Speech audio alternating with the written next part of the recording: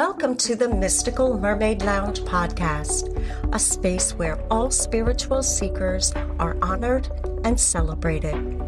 This podcast was born from the journeys of your hosts, who have each faced her own dark night of the soul, but they've emerged with an unshakable belief in divine connection, cosmic inspiration, and her true life's calling. Join us on a journey of personal growth, transformation, and magical self-discovery. Your first co-host is Chloe Brown, a gifted intuitive empath and shadow work life coach. Your second co-host is Keone Starr, an intuitive energy worker and acclaimed past life regressionist. The Mystical Mermaid Lounge podcast starts now. Good morning. Today in the Mystical Mermaid Lounge, we are honored to be joined by Stacey Niedentohl and, of course, Keone today. Welcome.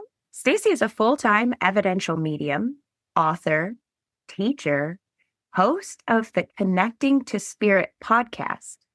And for over a decade, she has supported people through their grief, their healing, and spiritual connection with a deeply compassionate and grounded approach. What we truly appreciate about Stacey's work is that it goes beyond mediumship. She creates spaces through her writing, her classes, her gallery readings, and the Divine Sacred Empowerment Circle that encourages people to reconnect with spirit while also trusting their inner wisdom and their sovereignty. Stacey's work is rooted in gentleness, clarity, reassurance, and reminds us that we are never alone on our healing journey. We are really looking forward to today's conversation and the wisdom she has to share with all of us. Again, welcome. We're so excited to have you. I'm excited to be here. So we're going to dive right in if you're okay with it. One of the things I noticed is you wear lots and lots of hats. I didn't even list half of them. All the that hats? I found. Oh. Yes, the hats. How do you do all of these threads and weave them together? And what part feels most alive for you this season? And then we'll get started where we normally do, which is the beginning. Wow. I feel there's a shift that's happening. I felt it for a little while. I mean, my main thing is mediumship readings, but I've really been pushed to teach, to help those people who are curious find out what their ability is. And even if they don't want to find out what their ability is, to do shadow work and feel comfortable in their own skin and who they are and being unique. We tend to get lost in the world and go by what everybody tells us we should be. And, then we lose ourselves. So that's really been a big pull this year. Last year, it just kind of came to me that my mantra would be to help heal the world one person at a time. And it starts with me, helping you. And I don't know how old you are, the old Breck commercial, and so on and so on and so on. I love that. Thank you. I'm actually curious your thoughts on this as well, but I believe as we're healing ourselves, it is contagious or infectious or whatever word we want to use to describe the fact that I believe it just keeps going. The more we do the work, the more it spreads. Mm-hmm. It's the ripple effect. Yeah. A little pebble of water. Beautiful description. Stacey, as an evidential medium, I'm really curious as to your thoughts about time. I was doing an ancestral healing session the other day, and it was so interesting how very many philosophies we all have on time. And everywhere from our 3D chronological first step, second step, this is how we make sense in today's world, to it's an illusory concept that we can't wrap our heads around.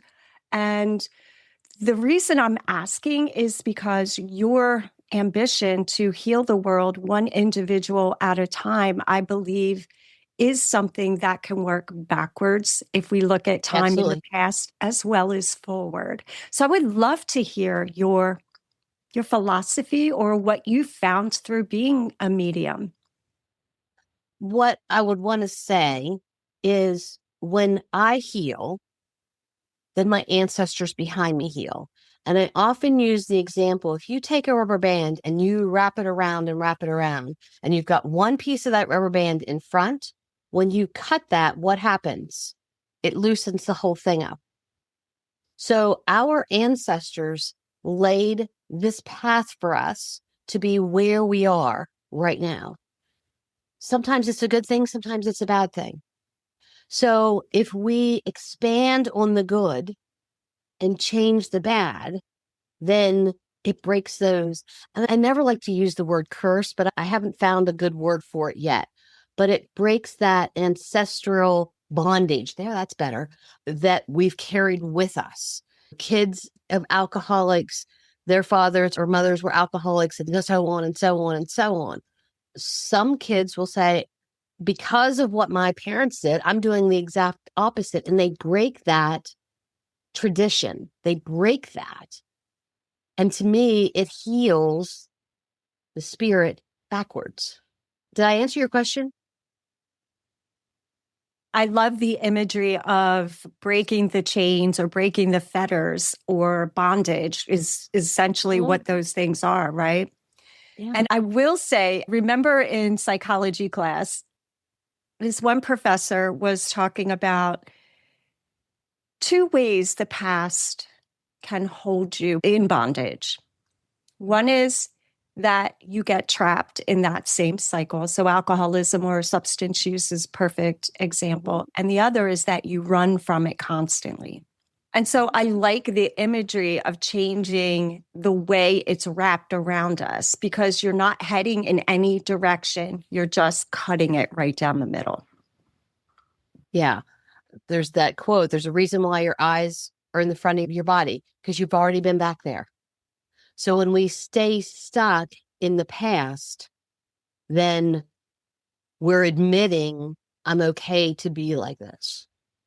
But if we look in the past and say, I'm not that person anymore, I'm who I am now because of those experiences, but I'm not going to be held tight to those, then all of a sudden you start to heal. And I suffered with depression and anxiety for years. And I thought, I am not going to be on this medicine for the rest of my life.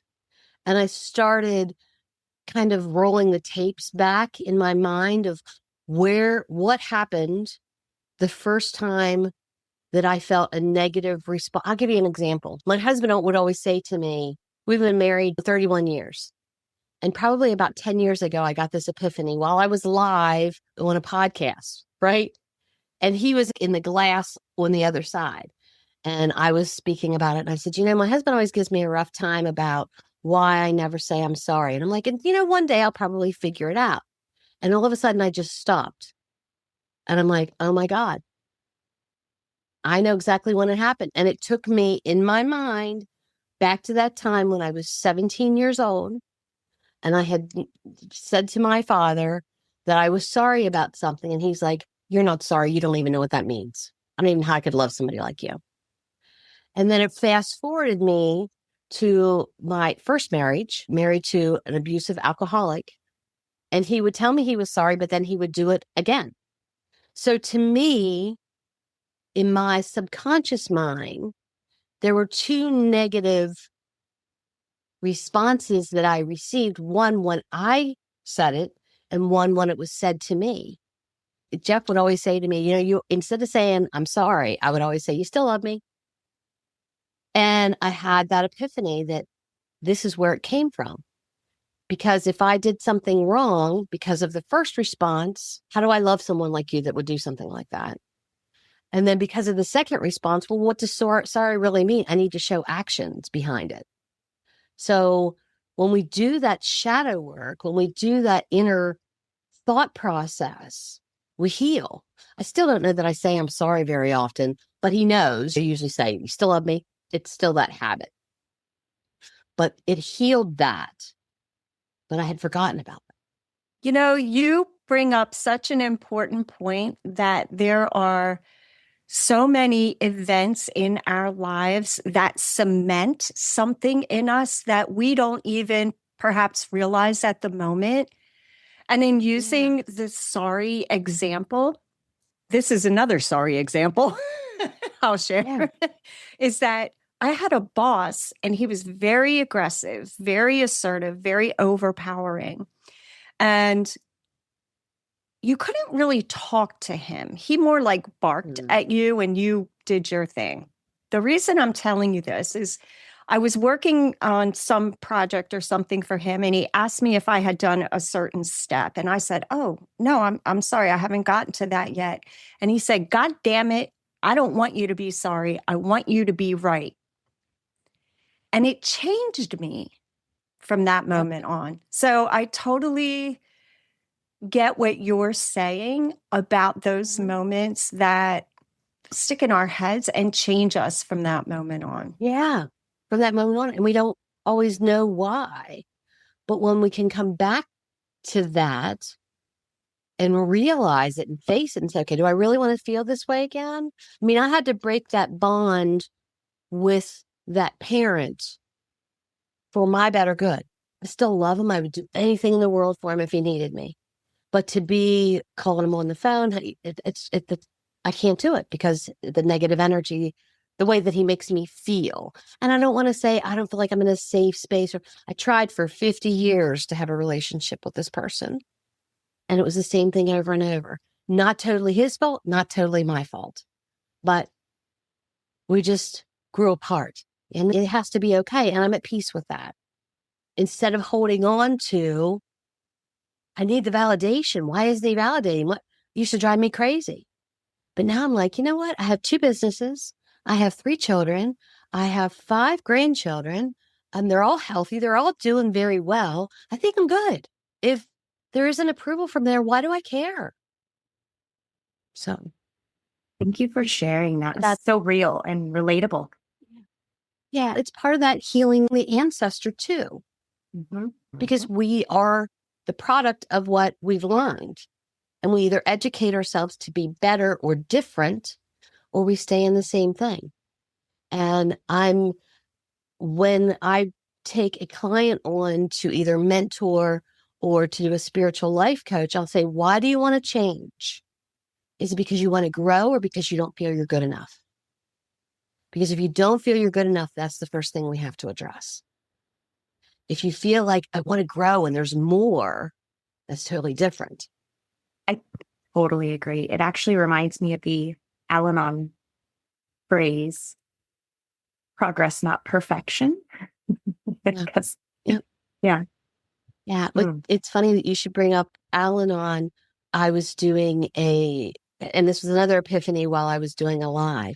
The 12 steps to spiritual awakening almost mirrors the 12 steps of AA. And then all of a sudden I was like, oh my gosh, we're in life recovery. We're recovering from our life situations. We're all in recovery. So let's recover. That's the point, right? To experience and then to learn and show up a little bit differently that we can feel good about. Yeah. Keep growing, keep going. Yeah. That actually reminds me of my sorry example was don't be sorry, be better.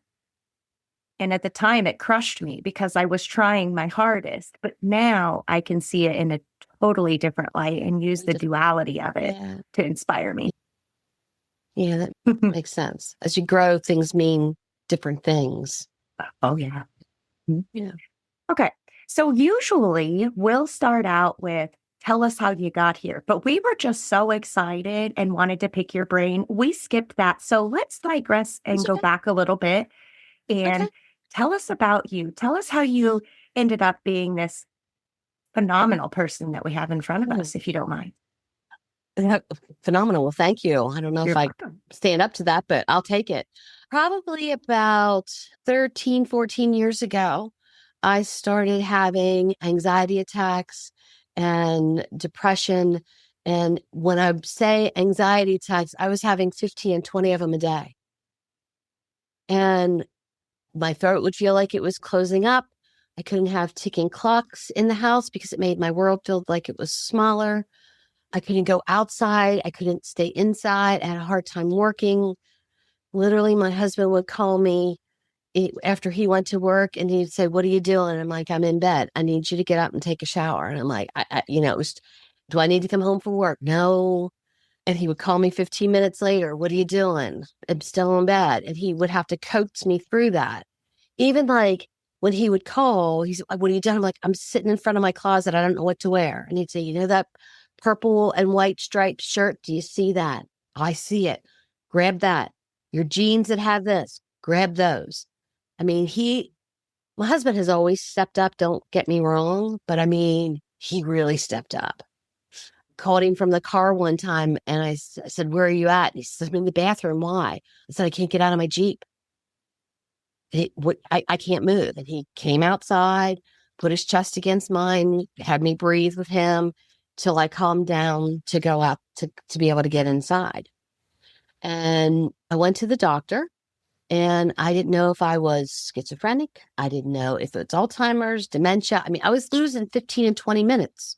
I turned the water on in the shower and then I would just like freeze.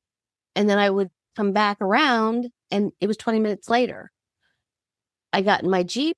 I drove to a convenience store, bought a Dr. Pepper. I was addicted to Dr. Pepper, put it on the roof of my car, started walking. And I walked down, it wasn't like a freeway, but it was a pretty busy road. And I walked about a mile and a half until all of a sudden I'm like, "What am I doing?"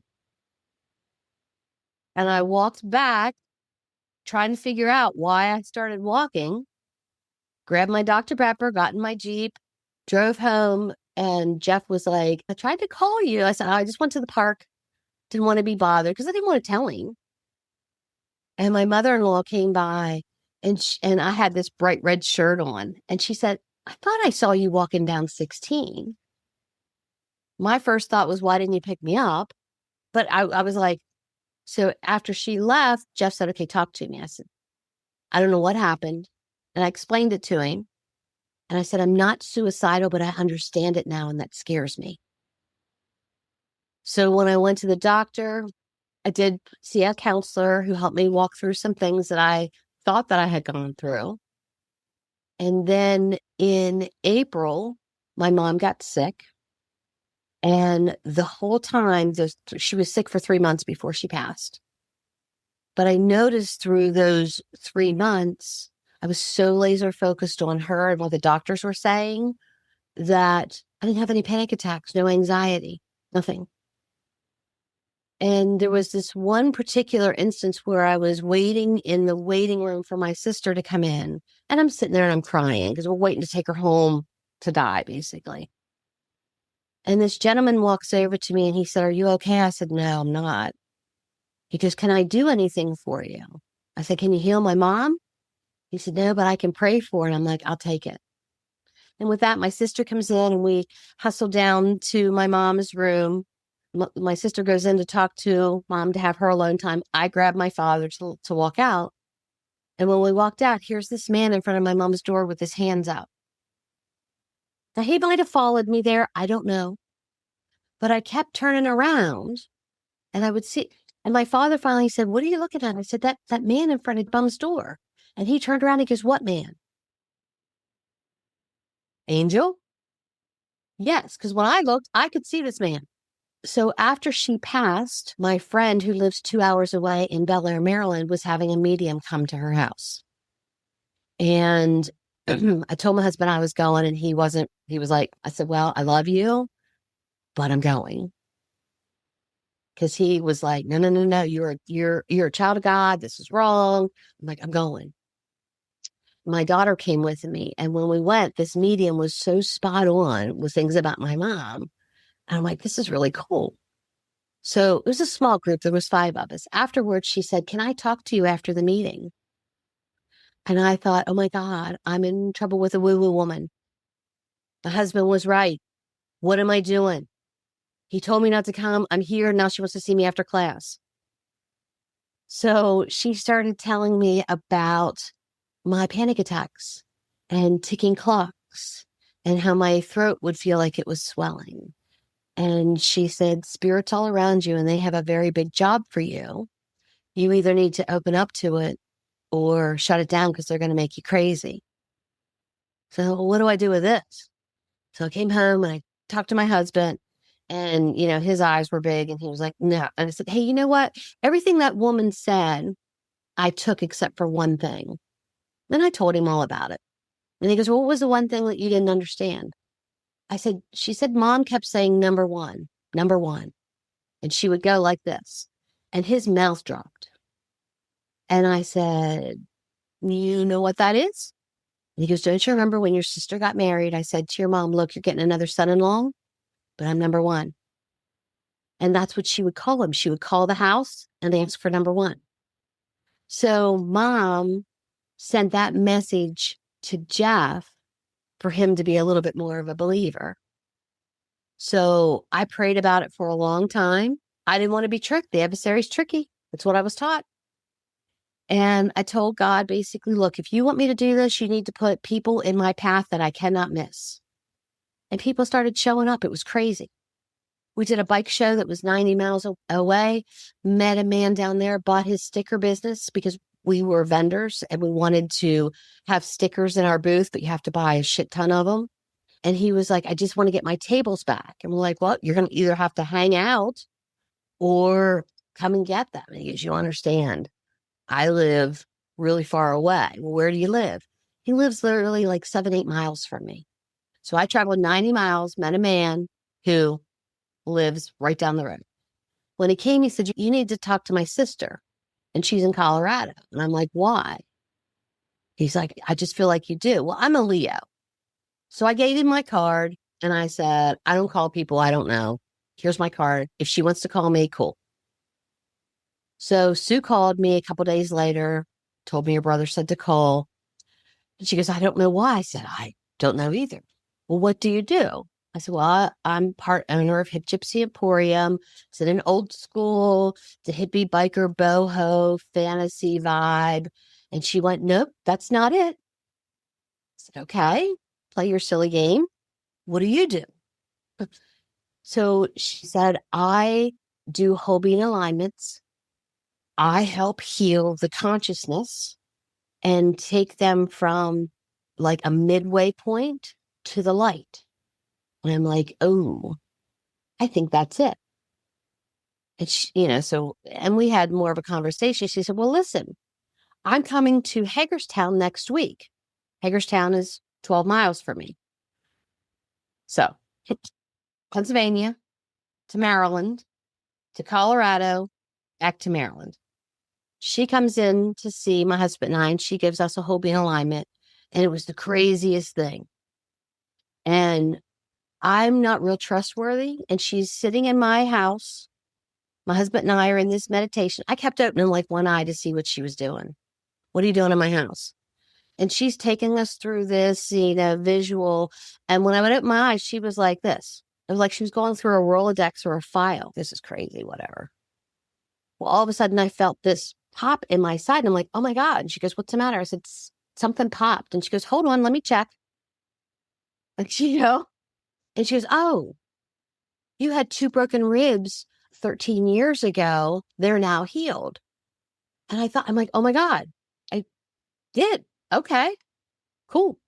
So afterwards, I asked her if she would mentor me. And she's like, oh, honey, I don't do what you do. And I said, well, what do I do? She says, you talk to the dead. I'm like, no, that freaks me out. No, I don't do that. So she said, listen, I've got this friend of mine that I met when I was in Australia. Her name is LaSalle. Set up a reading with her. If you feel drawn, see if she'll mentor you. So had a reading with LaSalle. And she said to me, oh, you already talked to the spirit world. Now, this is in a first reading. I said, no, I don't. And she said, yes, you have since you were a little girl. And I'm like, no. She said, did anybody ever tease you about having imaginary goats? And I'm like, oh my God, yes.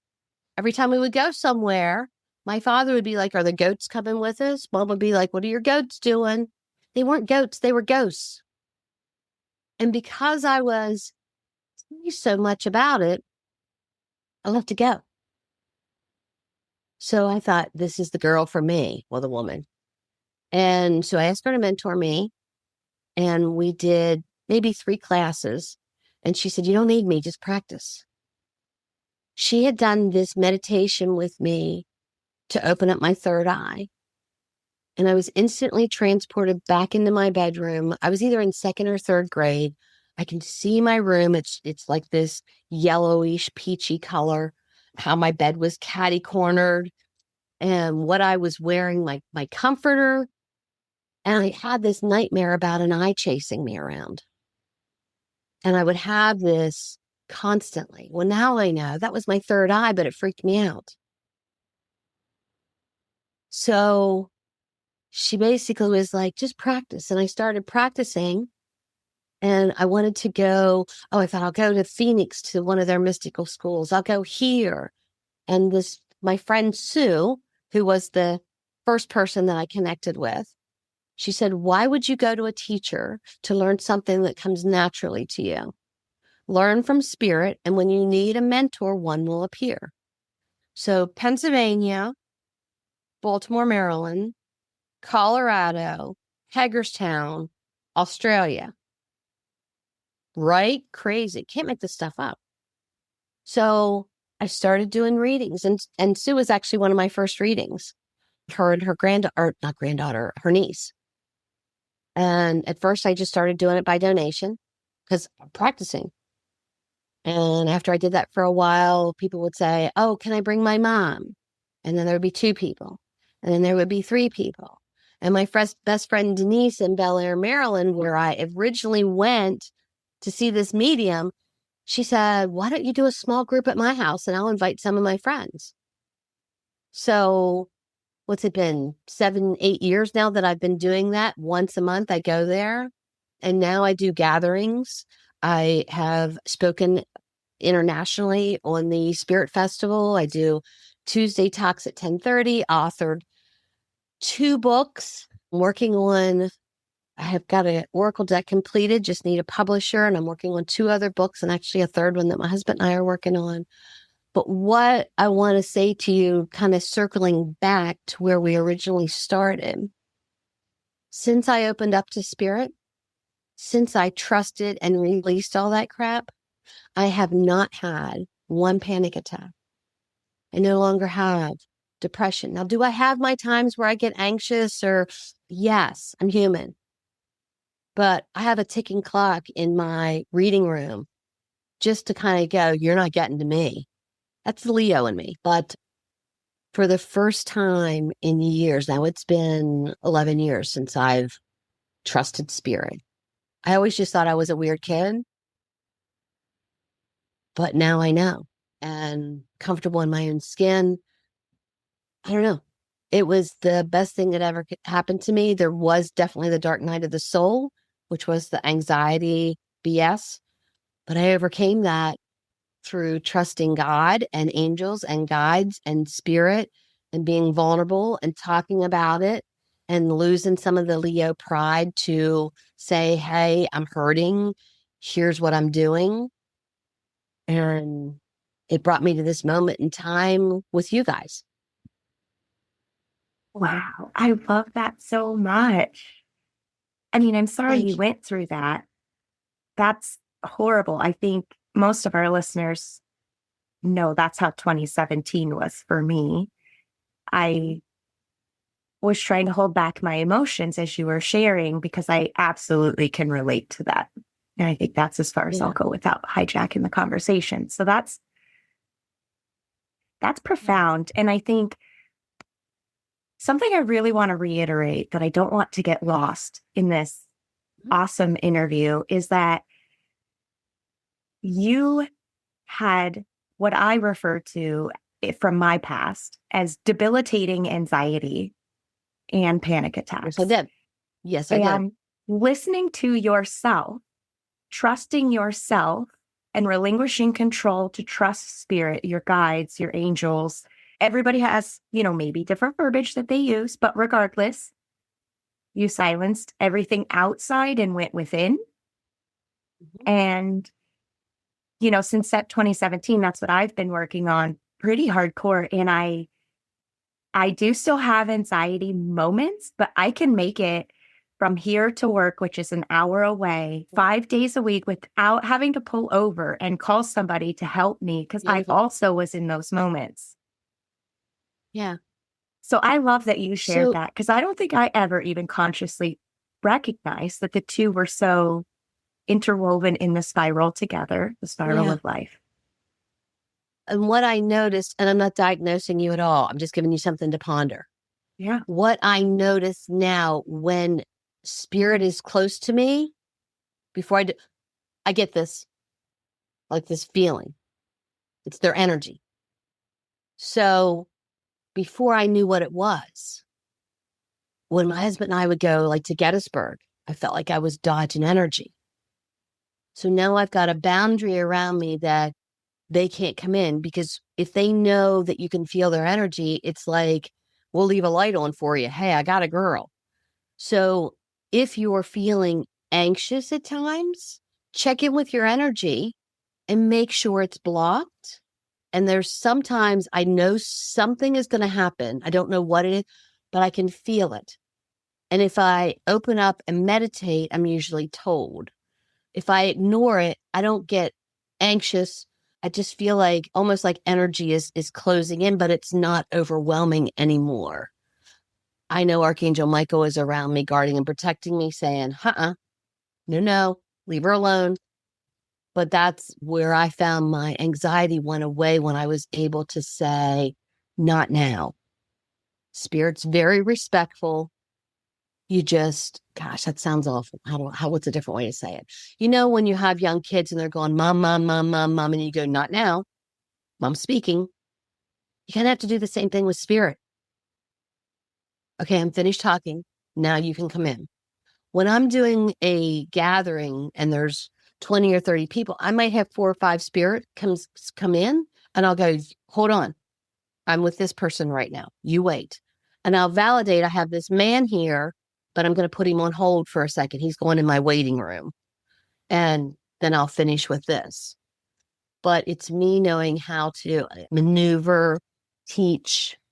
Control seems odd, but I'm in control of who's speaking to me when, 95% of the time. There are those times where they just like, when I first opened up, I can remember waking up and there'd be a face like right at my nose. And I would wake up and I'm like, stop freaking doing that. Poor Jeff would be like, what am I doing? I'm not doing anything. I'm like, not you, them. Or we're traveling. We go to Arizona quite a bit, and we'll travel, and I'll be having this conversation. He's like, what? And I'm like, I'm not talking to you. I'm talking to them. Well, when you want me, tap me on the shoulder, because I hear you talking and I don't know what you're saying. So I feel like I need to do like an interview as a husband of the medium. What's this like? But spirit doesn't wake me up in my face anymore. Thank God. It used to freak me out. No, that's definitely understandable. And while you're sharing that, I was thinking, in my day-to-day life, you're probably right. It's because there's so much chaos and crazy going on around me constantly. Like, they call me the chaos coordinator at the shop. So I could just see it now. I'm sorry, boss. Can you hold on a second? I need to speak to my spirit guides. Oh, you're fired. Yeah. So if they've deemed you the chaos coordinator, guess what you're attracting? Yeah. Chaos. Yeah, we're working on that. So put that bubble around. No more chaos. I need to find the calm in the chaos. How has your spiritual path evolved from that profound, I don't even want to call it moment, but time in your life? Because at least from my experience, it is way more than a moment. It sounds like you gained clarity in your connection there, but how do you feel like it has evolved from where you started to where you are now? Oh, well, I mean, it started with me pushing back and going, not doing that, to it. to be open to it. Now and it continues to grow little by little. Like I was never me, a teacher, like, no, not doing it. And my guides literally kept me up one night. My husband and I had bought an RV years ago, and we were like giving it a test drive in our parking lot to sleep in it, to see everything, right? And they wouldn't let me go to sleep till I agreed to start mentoring. And so I'm like, okay, so if you want me to do this, you've got to give me the information. And I got this download of what to do and how to do it. And so I'm like, all right. So a freaking teacher, which is weird. And then the mentoring continued to grow. And I learned a lot of things even through the mentoring. And I keep saying about being a Leo. If you don't know the characteristics of a Leo, pride, strength, leader, doesn't like to be told that they're wrong. I fit all those criterias. So when I was mentoring students, I had to wrestle with my ego because having been in sales forever, this is my territory. If I'm teaching someone to do what I do, now I'm creating competition. And I took this class with John Holland and Joe Shield. And it was funny. They were like, you know what? There's enough dead people for everybody, but there's not enough good mediums. And I was like, this is not competition. I'm teaching a new group of people to do this with integrity. They're not my competition. Some of them did some backbiting stuff that the Leo came out, but I thought, you know what? Karma is theirs. What comes around goes around, and I wish them well. And it still like pops in my head every once in a while. I'm like, no. There's enough dead people for everybody, just not enough good mediums. Okay. All right. Good job. And from the classes, that's when everything started to really grow. And the book, my head knows, but my heart still hurts. One of my friends lost her son, and that's what she kept saying. And I'm like, perfect. 30-day grief recovery journal. And my clients would ask me things, and it was the same questions. And that's what I answered in the book. The Crystal Addiction Diary is just for people who collect stones. And again, my clients at the shop would say, how do I remember what all these stones are? There's a way to catalog it. But it has given me a different view of the world where there's not fight, flight, or pause. Mine was fight, flight, or freak. Now I'm going to do what I can do with the things that I can control and wish well for the world. When someone would come to me and say, I hate this person, or I hate that, you know what? You're sending hate out. Why don't you wish them well? Even if you don't like them, wish them well. It'll change the energy that's around you. So I feel like the Leo learned how to purr instead of roar. I still roar. I love that. I still roar, but it's more contained now. I don't want to throat punch anybody anymore because it hurts. Where years ago, I'd come across the desk, at 18, 19 years old. I'll wish you well. You'll get my silence, and I'll walk.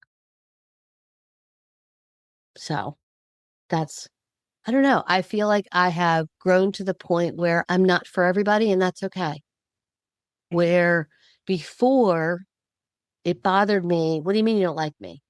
What do you mean there's got a problem with me? What's my problem? Maybe I don't like you. How about that? I'm a good person. My husband, he always gives me a rough time. He says, you're like a mafia boss. If somebody breaks their loyalty to you, you're done. And I am. A spiritual You're not mafia part of the family boss anymore. I'm a mafia boss. You're disloyal. I'm done. I will wish you well. See you later. Bye. I'll give you a second chance. Very seldom you get a third. I'll be sociable, but that's what spirit has taught me too. Yeah, not everybody is your boundary setting, right? Yeah. I was just going to say that's beautiful self-care. Nothing like a spiritual mafia boss, right? I almost choked on my coffee. That was great. I'll tell you a quick story. I hired this web designer to redo the SEO and SEM of my website. And they decided it would be better to be a shorter site instead of connecting the spirit with Stacey.com. So I shortened it and they created it and they were just such a pain in the butt. And I ended up firing them. And they were gone for a couple months and all of a sudden they popped up again. I was getting like a text message, Happy Thanksgiving, how are you doing? I'm like, get away from me. So I get this call from this supposedly GoDaddy broker who said, are you going to keep this domain name? And I'm like, I am. It's up for renew and there's a bid on it. And for you to keep it, it's $7,000. I'm like, excuse me? So I call my virtual assistant and I'm telling her all about this. And she's like, oh my God, it's gone. Cool thing, we didn't get rid of connecting to spirit with Stacey.com. So we were just able to switch the domain with GoDaddy. You don't know how tempted I was to text these two people to say, you scammed an evidential medium. Do you know what karma's like from this? Oh, you're not feeling well? Oh, I'm sorry. What do you think that is? Oh, your computer's not working? Oh, I'm sorry. What do you think? I didn't. But I was so tempted to go, oh, look behind you. Yeah, that's the and human mess in with it. all of us. Yeah. But the good thing is connecting spirit with Stacey, and it took me a while to find something good out of that, but that's what I got. I didn't give them this domain name. So I still had my website. So when you're holding space in these circles, the classes, gallery readings, what feels most important energetically and ethically during those moments?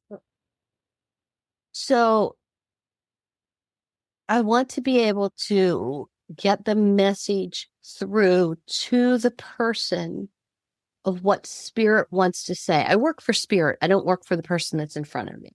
It used to bother me when I would do the larger readings. You paid for a ticket, you're not getting a reading because there's 35 people.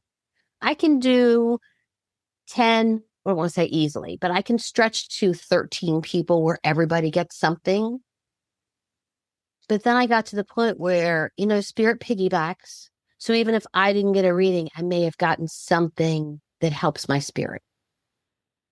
But I feel like it's the most important thing is that whoever receives the message understands it and that it helps them heal in some way. And I tell my clients, spirit will give you what you need, not necessarily what you want. Remember when I said I went to that medium after my mom died? And she kept saying to me, I have this father figure. I have this father figure. And I'm like, no, my dad's still alive. And she's explaining it. And I'm like, no. And I was so laser focused on my mother. And my daughter elbowed me and she goes, Mom, what about Pap? I said, your Pap's alive. And she goes, Dad's dad? Oh, and then I started like, yes, father figure, got it. But if you're going to a reading and you only want to see one person come through, you may be disappointed because they may have to link on someone else. When I do readings, they're like, oh my gosh, my grandmother, she died 20 years ago. Okay, so let me just bring her through and I have this link. What's the name of the main person that you wanted to come through? Because basically what I'm going to do is say, Grandma, go get your daughter because your granddaughter wants to hear from her. So I've got that link. But being authentic, not making the message up, being evidential. I'm sure we've all gone to those mediums where they say, I have this woman here. She feels like she had a heart attack and Florida is important. Oh, well, my uncle died of a heart attack, but he lived in Georgia. Oh, that's what I meant. Your uncle. To me, it's feminine energy. Unless your uncle was super feminine or transition, it's not your uncle. This is a woman who had a heart attack. Let me get more information first, and then maybe you can take it. I never want to make it fit. Because then you're not getting anything out of it. I love that speaks to your character. That speaks to the ethics that I believe are very important with what you're doing, what all of us are doing, actually. Which Yeah. kind of segues to my next question. As a podcast host yourself, how do you approach sharing spiritual information responsibly and inclusively with such a wide and diverse audience, especially in today's age? First of all, Bold Brave Media, who was my platform for my podcast, declared bankruptcy. So that's on hold right now. But I still do the Tuesday Talks live on my social media. But I look at it, I will talk to anybody who will listen. When I first started, we're in a small town in Chambersburg, Pennsylvania. I'm literally surrounded by Mennonites. So if people would come into my shop and they would talk about something, I would kind of like look around and be like, I could probably help you. I'm an evidential medium. Because I didn't know what people would think. And now I'm like, I don't care because this is who I am. And if someone comes at me with something, I don't defend it. I used to feel like I would have to defend it. Now I just say, can I ask you a couple questions? And then I'll ask them, a few questions because they'll be like, I don't know how you could say you're a child of God because the Bible says. Well, the Bible says soothsayers. I'm not a soothsayer. I don't tell your fortune. And there's a verse in the Bible that says, Jesus said, greater things you shall do through me than I have done myself. Do you remember reading that? I do. Okay. What did Daniel do for Nebuchadnezzar? He interpreted dreams. Is that correct? Yes, he did. Well, how do you think he did that? Well, through God. And Mary was visited by who? Archangel Gabriel. Do you think she just went away? She's still around. Let's see. God said, all things are done through me. Okay. So if I'm doing this through God, through Creator, through the universe, it's not wrong. And there's the fruits of the Spirit. One is prophecy. At church, do you lay hands on people and speak to them? Well, yes, I do. It's what Reiki is. It's exactly what Reiki is. Do you ever have conversations with God in prayer? That's for the pastor. So the pastor is the only one with the red hot phone to talk to God. Well, no, I feel like God talks to me from time to time. Okay, so God speaks to me through spirit. I'm not saying I am God. I'm not saying I'm perfect or better. I'm saying I have this ability that I've worked on and I have this connection with God. And I actually feel like I'm got a better relationship with God now than I did when I was in church. Church suited me for what I needed at the time. It was that learning tool. But I often use the analogy, the quote queen and the analogy queen. Eddie Van Halen. We all know Eddie Van Halen. He's a great drummer, right? No, he's a great guitar player. But when he started, when he and Alex were younger, Eddie had the drums. Alex had the guitar. So one day, Eddie grabbed Alex's guitar like brothers do, tore it apart, and put it back together his way and started playing. And everywhere Eddie went, just like Mary had a little lamb, the guitar went with him. And Alex was like, all right, well, this is Eddie's now. And then Alex started playing the drums. So do you think Eddie just picked that guitar up and he automatically learned? No, he had an ability. And he practiced that ability. And the more you practice something, the better you get. People don't just jump on a unicycle and they can do it. They practice. You just don't walk on a balance beam. You practice. You learn. You study it. Brain surgeon just doesn't go, well, my dad was a brain surgeon, so I can be a brain surgeon. No, they studied it. And are all brain surgeons good? No. Are all pastors good? No. Same with mediums.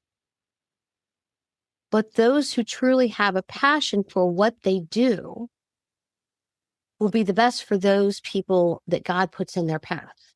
And that's part of my intention to Creator. I only put people in my path that I can help. And if I can't help them, allow me to know that, but also pop somebody's name in my head that can help them.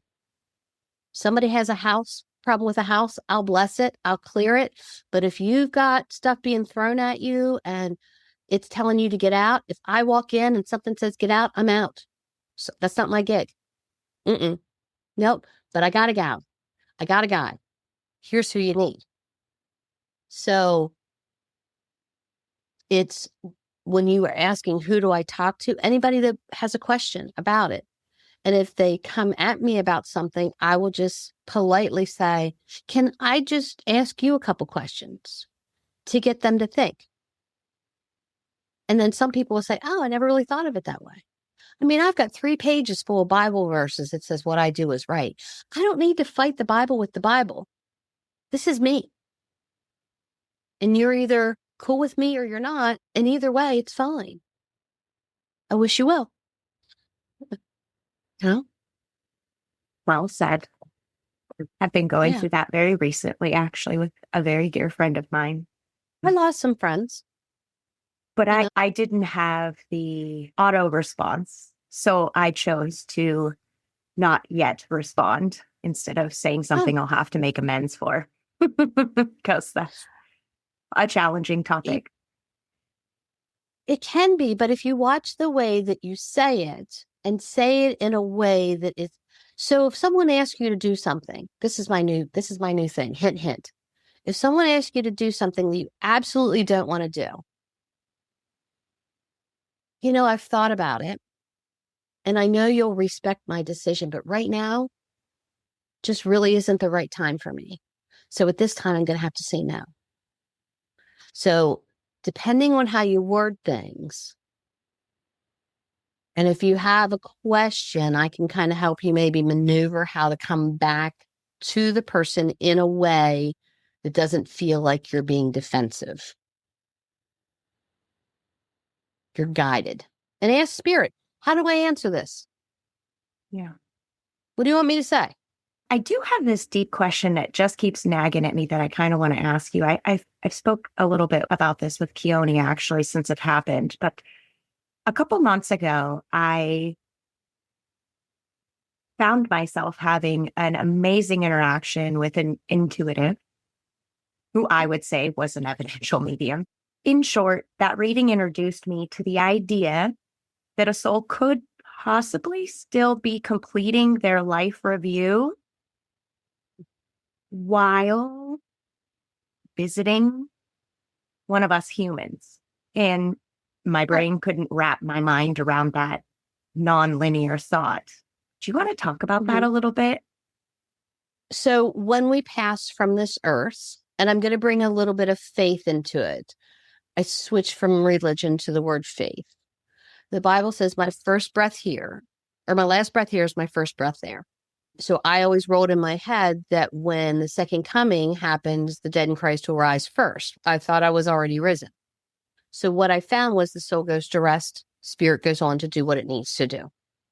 So when we pass from this earth, rest, move forward, we have a life review of all the things that we did really, really well and all of the things that we could have done better.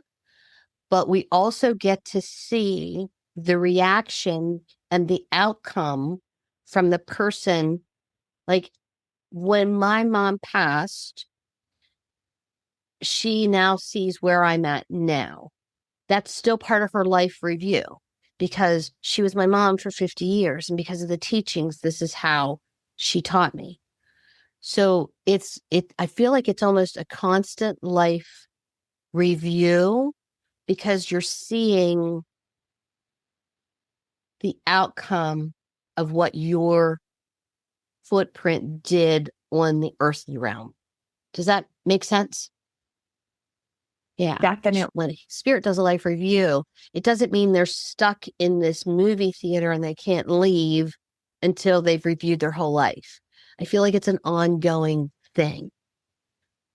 With the exception of someone who chooses to leave this earth on their own or overdoses, because it is such a quick passing, I truly believe a healing team comes with them to the other side and helps them navigate that they are no longer of the earth.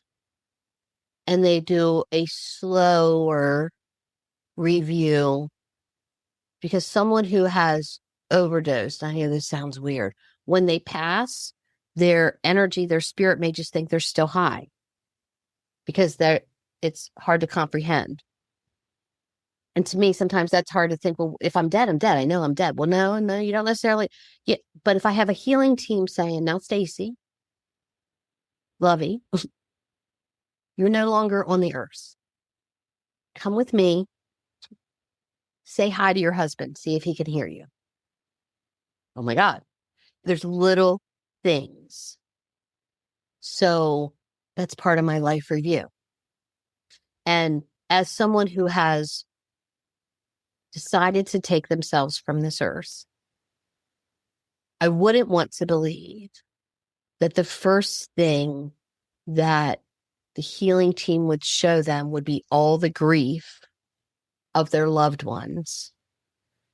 I feel like the healing team would want them to feel the love, loss, and know that they were loved so that they can acclimate into spirit.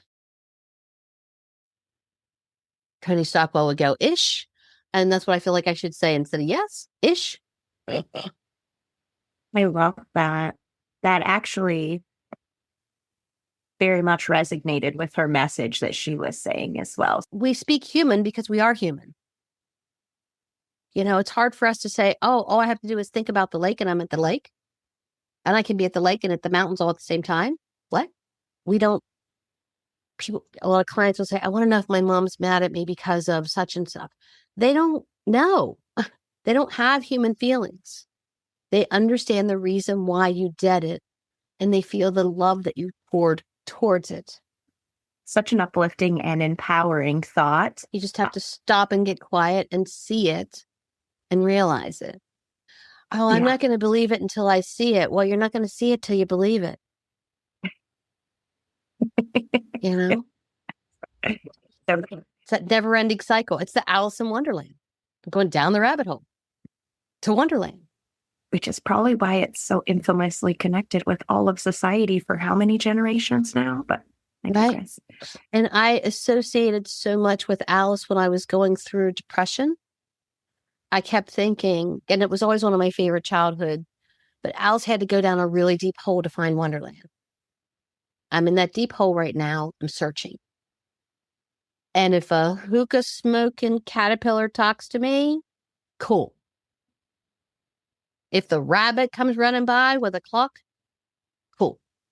There's your tick tick. You know? Exactly. Oh my God, never even thought about that. Huh.